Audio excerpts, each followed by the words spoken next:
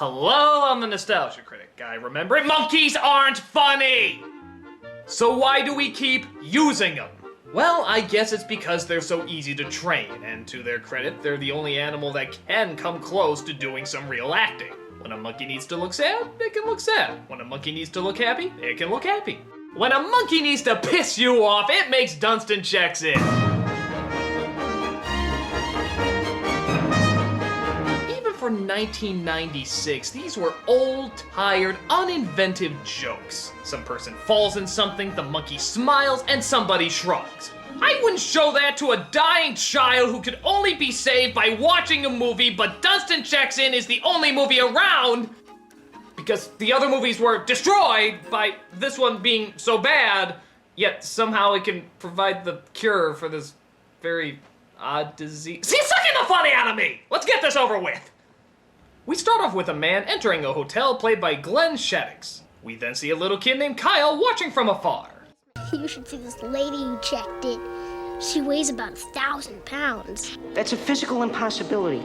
And stay focused, we're on a mission here. Sorry. Ah, so this is where Hugo stole all their material from. You know what? I'll allow it. It's better than this. Hugo had a mechanical man as opposed to a monkey. Same thing was gonna happen with Terminator, but they fixed that. Okay, go. But Kyle and his brother Brian want to cause trouble because the script really wants that.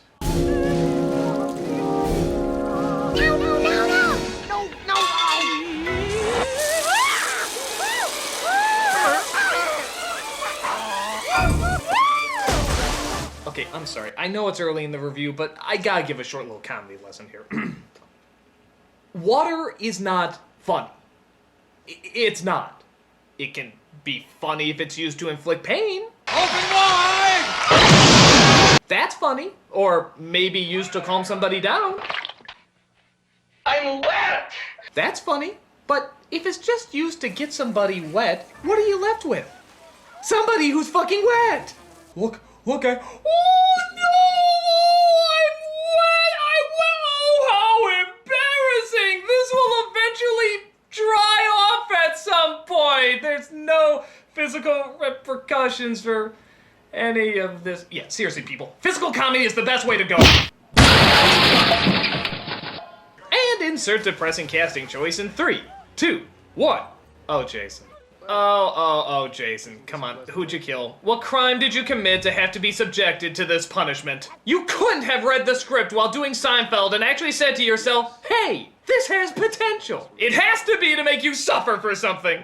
Come on, you can tell me. It's because Jerry knew you were funnier than him, right? This was his way of putting you in your place. He's in charge of running the hotel and making sure everything goes according to plan. And let me guess, he's the boys', and the mother is, and a great big fancy party is happening, and the odds of any plot device being original in this movie is... Could you just fax me the disappointment I'm going to receive? We then see the arrival of Dunston in a box with no holes in it, that's promising, who belongs to a performance devoid of any caring by Rupert Everett. That's better. You know, I can do all sorts of tricks. Do you know what my speciality is? No. I can make nosy little boys disappear. Look, I know you're trying to outbad your Dr. Claw performance, but trust me, nobody's gonna steal the thunder from that. Though if there's anyone that can overact you, it's you. Sad. And speaking of not giving a shit about performance, Faye Dunaway is in this movie too, playing the owner of the hotel. Is it any coincidence that the movie she did before this was called Drunks? Maybe that's why she said yes to the stinker. The Lamond people have decided to award a 6th star to the most elite hotels in the world. Yeah, that's right. They might be running the first 6-star hotel. Kind of defeats the purpose of a 5-star rating, but whatever. That would apparently mean that he has to cancel his vacation with his kids for a 3rd time. Robert, I know it's an inconvenience. Yes. When we get the 6th star, you are in for a big bonus and you can take them someplace fabulous. But if we don't get the 6th star, time off just won't be a problem, will it? She's gonna fire someone for not taking 3 vacations? Isn't that like having a waiter pay you for the meal he just brought? Let's get to work. So it turns out Dunston is being used by Everett to steal a woman's jewels on the next floor.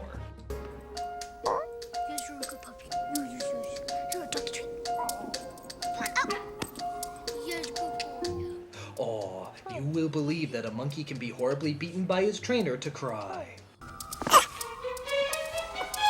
So he goes in to steal the jewels while going through an experimental phase.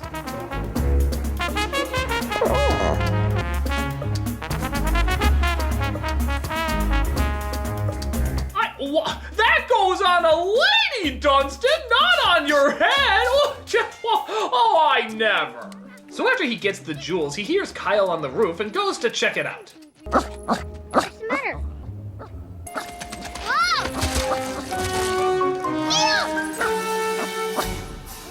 Whoa! This movie got dark in a millisecond! Oh my god, does this mean this movie actually has a good sense of humor? Oh, he lives! We substituted pain, or even better, death, for just a damn messy joke again.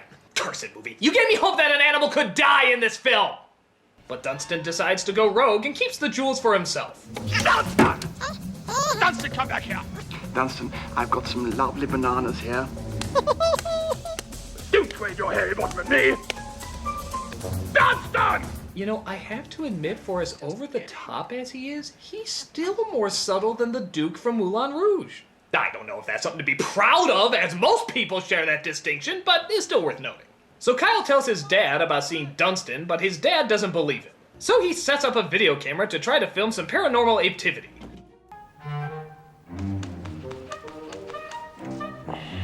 I'll go to sleep. My god, they're not. You've done every single monkey cliche in the book. You're not honestly going to do, yep, they're doing the monkey in the bed routine, where the person mistakes some sort of strange animal for a human being in their bed. People, I'm not kidding. This joke has been around since the dawn of time. No, really, I'm not joking. It was there at the birth of man. Look!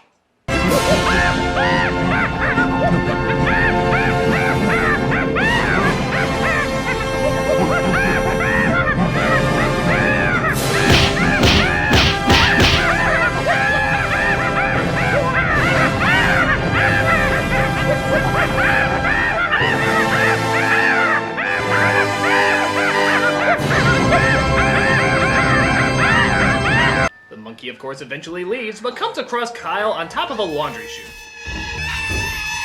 Thank God they fell in an absolute straight line with no movement or weight distribution getting in the way, or else they break their necks instantly, haha.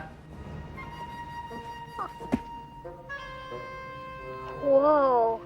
Oh, I'm sorry, that's sloppy screenwriting for I sense an immediate connection with you. I think it also translates out to, remember that scene we did a moment ago with a person not realizing that you're behind him? Remember how unfunny that was? You want to do it again? Let's do it again! Come in. Oh, that's just how I like it. Oh, you are astounding. I don't know what you're doing, but it's fabulous. Someone's kissing me. It must be a beautiful woman. Now, I'll make sweet love to you while keeping my eyes closed the whole time. More, William, more. But this time the father sees Dunston, and I have to admit, this is a pretty funny scene. I'll confess, that gets a little bit of a chuckle out of me. But good God, is there anything remotely funny, remotely humorous that can be brought in to breathe some life into this movie? Paging Mr. Herman. Mr. Herman, you have a crappy movie to save with a monkey in it.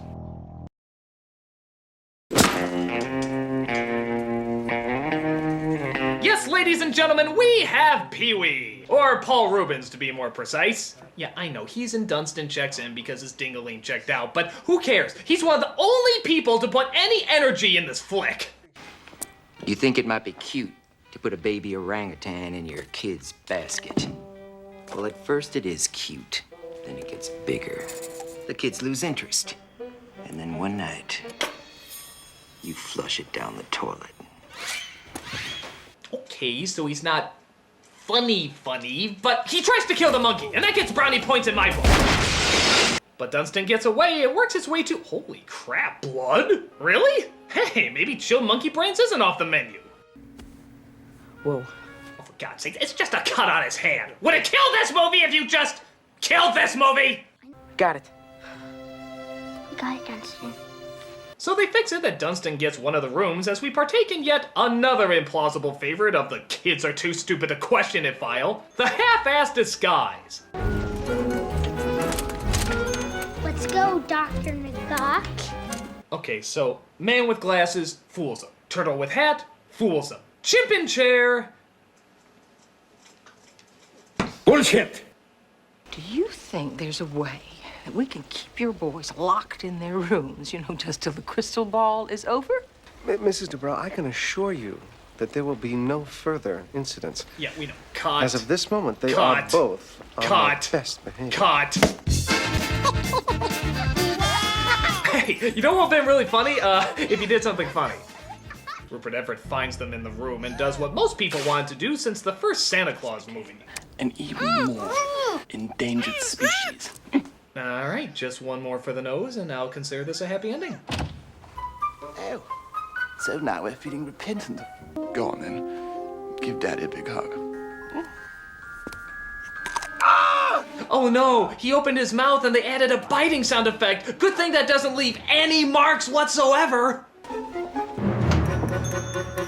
So he gets the kid loose and they go downstairs to the ballroom where they fill the father in on what happened. He tied you up! Yes, and he's gonna hurt Dunston if he finds him. Okay. You guys, you split up. You find the monkey and you take him upstairs to the apartment. I'm gonna take care of Lord Rutledge. No, let's try this again. He tied you up! Yes, and he's gonna hurt Dunston if he finds him. I'm calling the police. But no! Then we couldn't get all sorts of hilarity with people mostly just getting messy again. Come on, people. Big laughs come from big pain. Throw in some physical humor. Oh, well, actually, I guess we do get this. Why is everyone in this hotel always slapping me? Can we just make the rest of the movie Pee-wee slapping Otho? In fact, hell, this could be his drug PSA. This is crack. He's not entirely wrong. You did this. You brought that monkey into my hotel. You've been nothing but trouble since your daddy started working here. Will someone just destroy the cake already? We know it's coming. We know it's not going to be funny, so can we just get it out of the way here?